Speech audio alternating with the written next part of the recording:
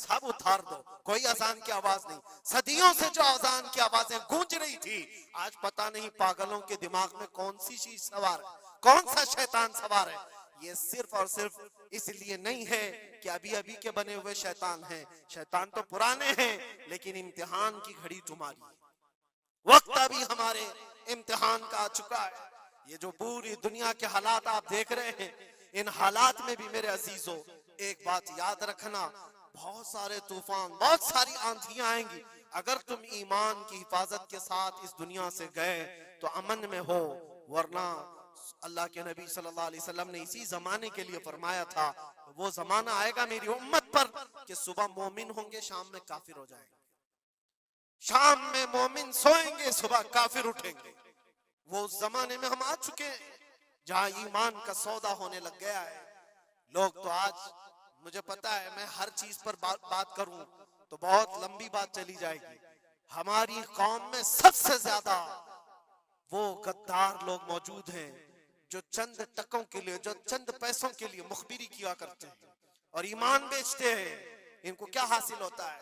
अपनी कौम की खबरें जाकर के लोगों को पहुंचाना, पुलिस को खबर देना, उसको खबर देना, नेताओं की चाटुगिरी करना। ये सब चीजें तुम्हारे यहाँ कहां से आ गई? तुम तो खैर उम्मत हो, हुसैन आजम के गुलामों में तुम्हारा नाम होता है। तुम्हारा सीना तो ऐसा होना चाहिए कि कभी तुम्हें कोई गुलामी पे झुका ना सके। लेकिन जो लोग गुलामी को पसंद करके तलवे छाटना चाहते हो, याद रखना इस दुनिया में भी जिल्लत है, आखिरत में भी बड़ी जिल्लत है। बहुत बड़ी जिल्लत का तौक उठा करके उठाए जाएंगे। इसीलिए बाज आओ ऐ नौजवानों, मैं आपसे कहता हूँ, लालच पर, पैसों पर, थोड़ी सहूलत देने पर अगर तुम बिक जाते हो तो तुमसे ज्यादा इस रूह जमीन पर कोई बदनसीब नहीं होगा, कोई बदनसीब नहीं होगा। आपको पता है मुनाफिकीन के रद में अल्लाह ने कितनी आयतें उतारी, और कुरान में अल्लाह ने फरमाया इन्नल मुनाफिकीन फी दरकिल अस्फली मिनन नार, बेशक मुनाफिकीन जहन्नम के सबसे नीचे हिस्से में होंगे, सबसे ज्यादा अजाब में होंगे। कौन है वो मुनाफिक? जो चेहरे से मुसलमान दिखते हो, अंदर से काफिर होते हैं। ये दगाबाज, धोखेबाज। आज पता है आपको, ईरान की इस लड़ाई में सबसे ज्यादा उसे नुकसान किस चीज से हुआ था? मैं उस जंग पर बात नहीं कर रहा, लेकिन इस मुकाबले को आप अपने सामने जो पेश आ रही है उन हालात को देख करके समझो। सबसे ज्यादा यहूदियों की तरफ से नहीं, उनकी कौम में मौजूद उनके गद्दारों से था, जिन्होंने जगह जगह बम उड़ाए, जगह जगह इजराइल का काम किया वहां पर। ये सारे हर जमाने में होते हैं। उनको क्या फायदा था? उनको क्या चीज मिलने वाली थी? बस थोड़े से पैसे या थोड़ी सी सहूलतें या थोड़ा सा दुनिया का ऐश मिलता। ये हर जमाने में होता है। ये तुम्हारी जिंदगी में कभी ऑफर आए तो ठुकरा देना, इसलिए कि रसूलुल्लाह से गद्दारी कभी नहीं करना। हुजूर पाक सल्लल्लाहु ताला अलैहि वसल्लम को कब्र में भी तुम्हें मुंह दिखाना है और हशर में भी मुंह दिखाना है। आज तुम्हारी दुश्मनी भी अगर किसी मुसलमान से हो जाए तो उसकी खबरगिरी करना या उसकी जासूसी करके दूसरे तक पहुंचाना, ये सख्त कबीह काम है, बहुत ही बुरा फेल है। इस अल्लाह ताला की इस पर लानत है जो इस तरह के कामों में मसरूफ है। गद्दारों से बहुत बड़ा नुकसान है।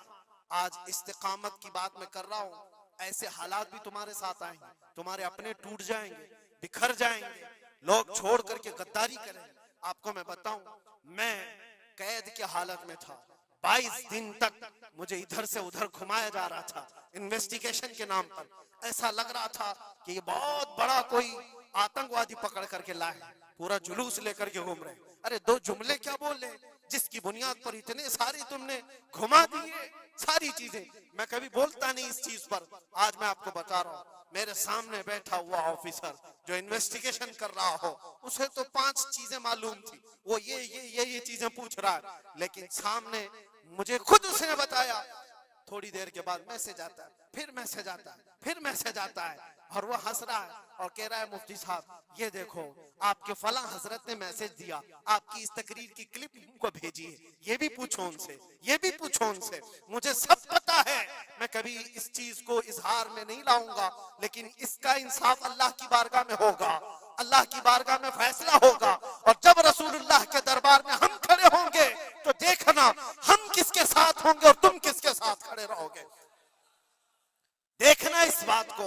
एक बंदा रसूलुल्लाह की इज्जत के लिए कुफार और मुशरिकीन के नरगे में बैठा हो और तुम अपनी रोटियां सेकने के लिए उसके सामने हमारी जासूसी करते हो और उससे कहते हो किसी हालत में छोड़ना मत, किसी हालत में छोड़ना मत।